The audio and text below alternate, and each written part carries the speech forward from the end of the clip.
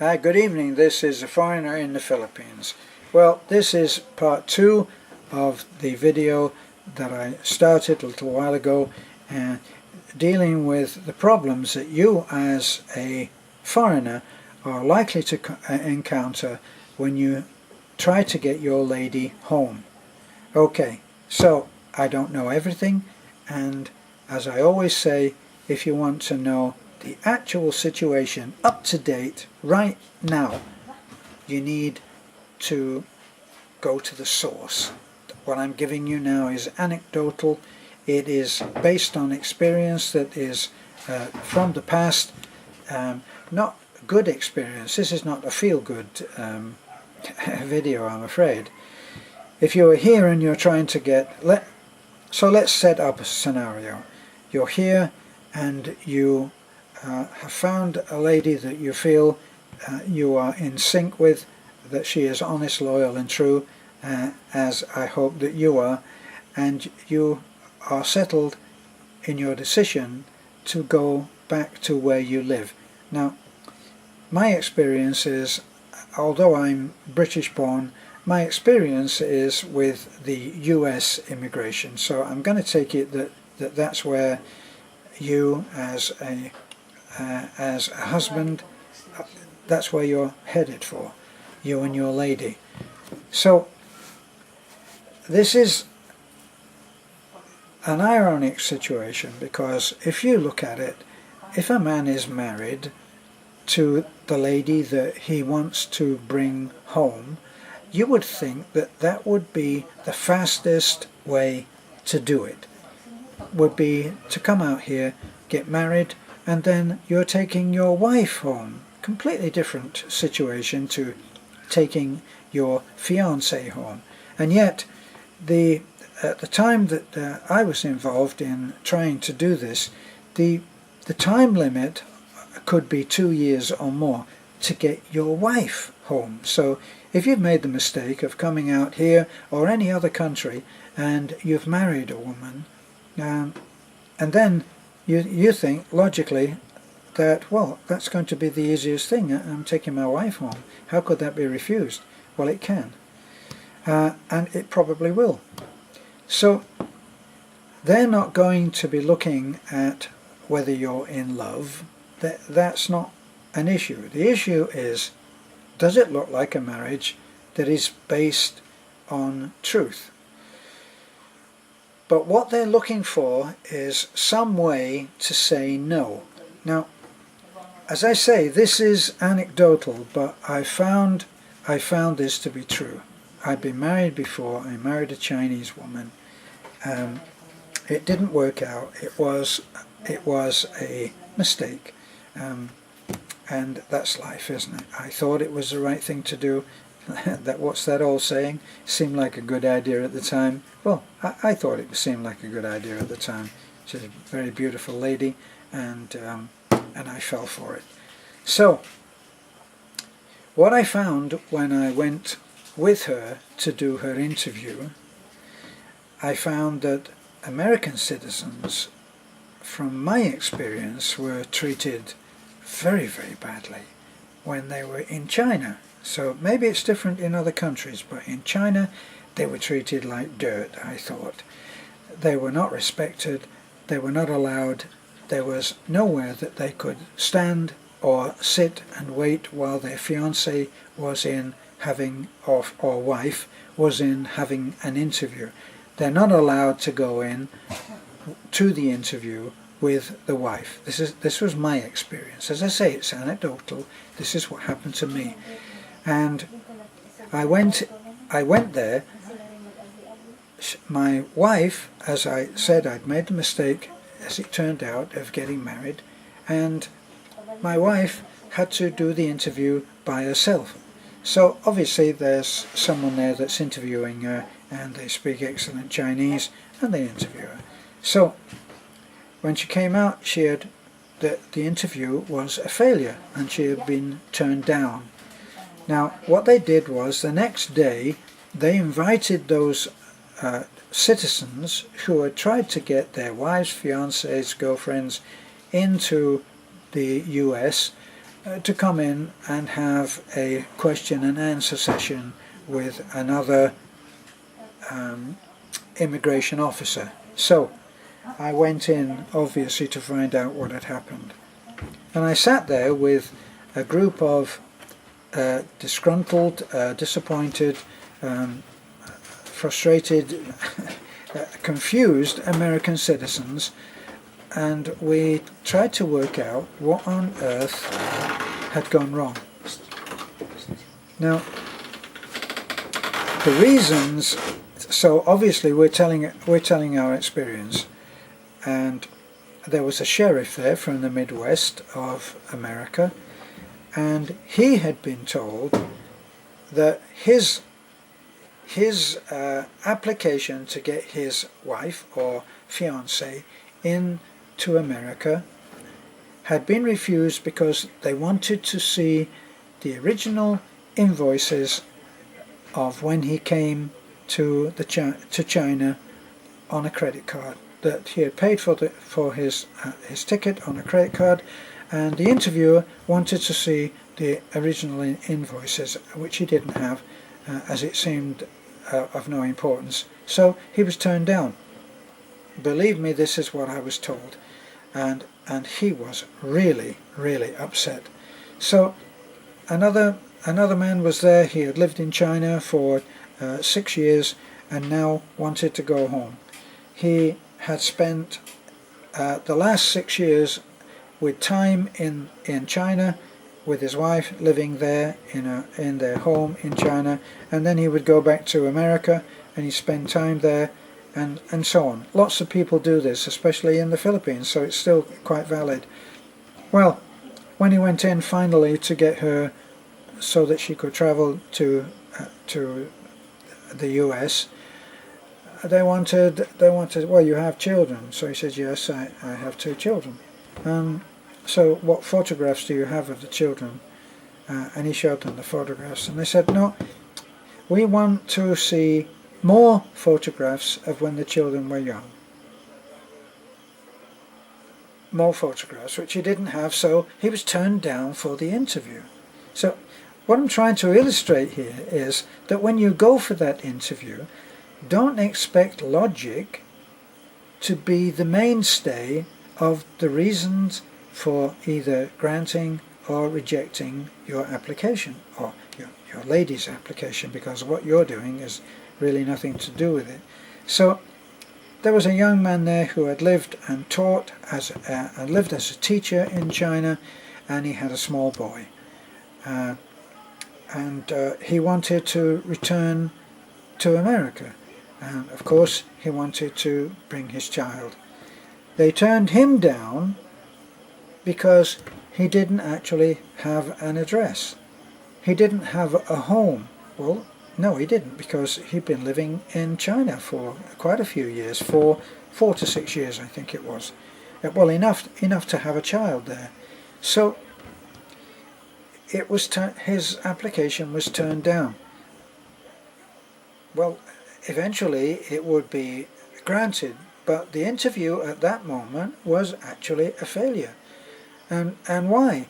Because he didn't have a home to go to. He was going to stay with his parents. He was going to stay with his parents until they had somewhere to live. Now, what couple who are recently married, there are so many tens or hundreds of thousands of couples who start their life out that way. They live with the parents because they can't afford to have a home of their own. So they live with the parents, they get a little subsidy on that, and then finally they can get a home of their own, whether it be rented or purchased. So when you decide that you are going to bring your lady home, you need a plan of action. And the plan of action that I was led to understand is that you have to have it so that the relationship that you have can be seen on paper, in videos, in it's getting more difficult now because of Skype. People are Skyping now rather than writing emails. For me at that time, with my then Chinese wife, I had a ton of, like this, a ton of emails that we had exchanged.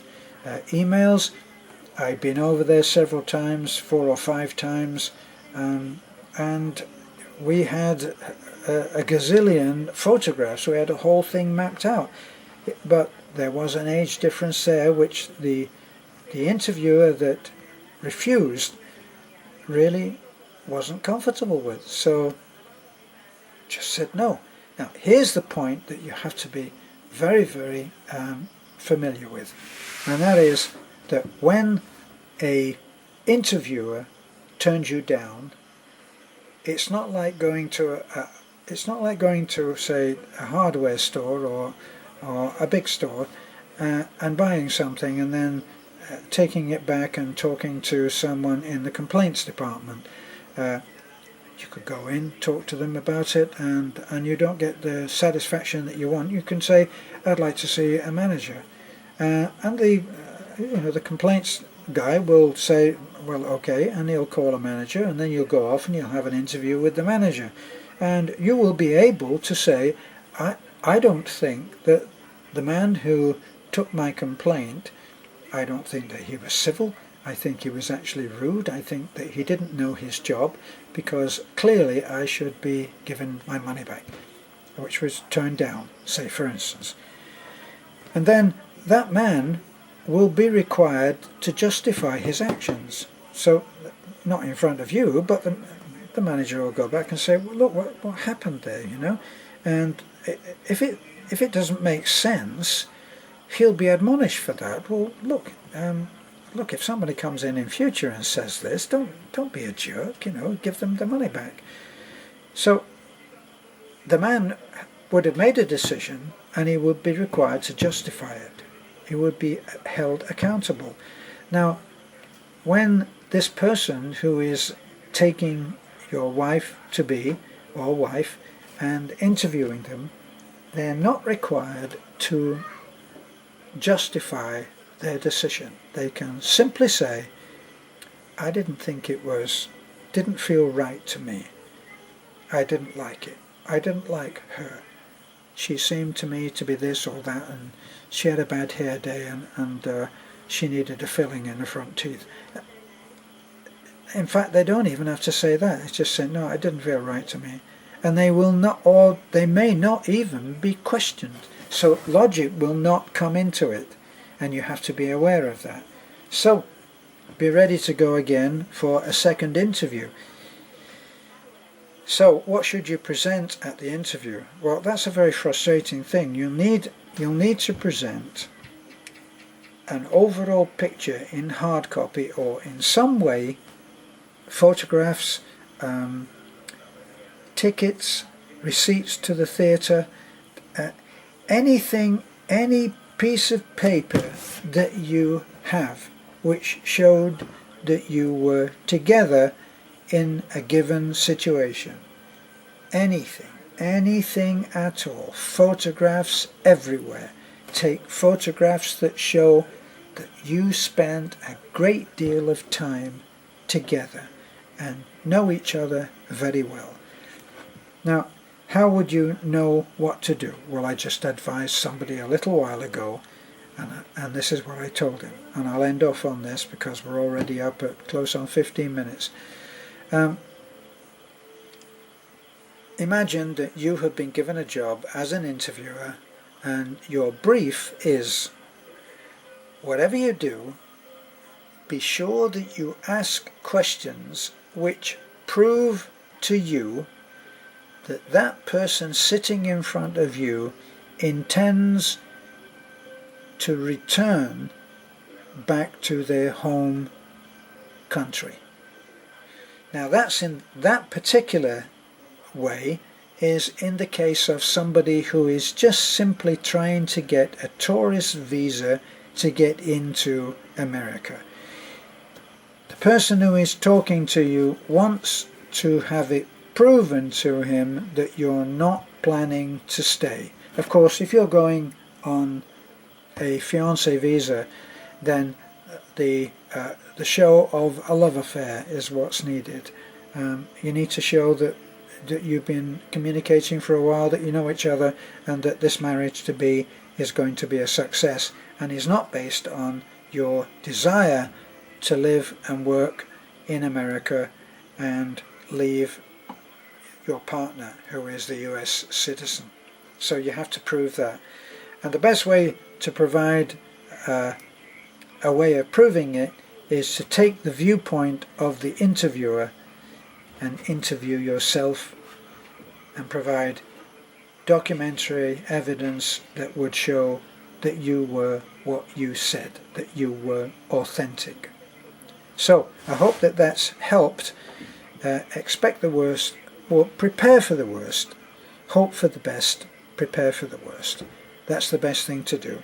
If you're dealing with American immigration, it can only get worse.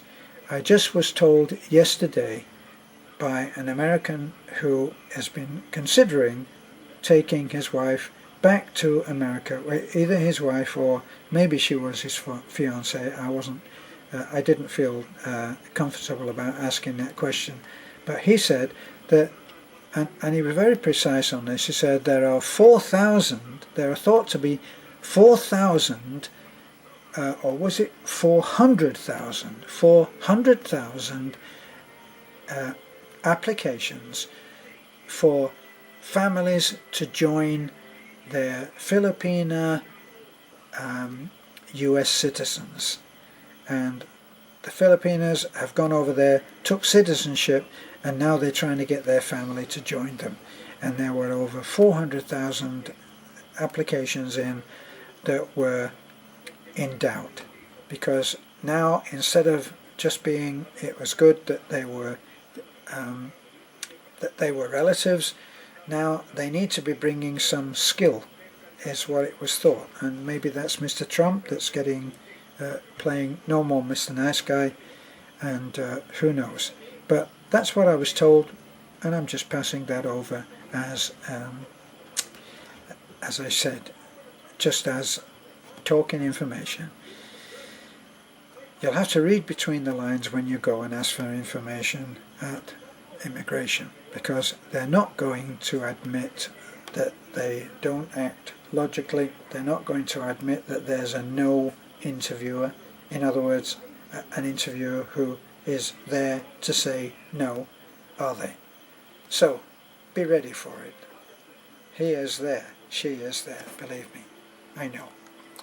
This is a foreigner in the Philippines. Thanks for looking in.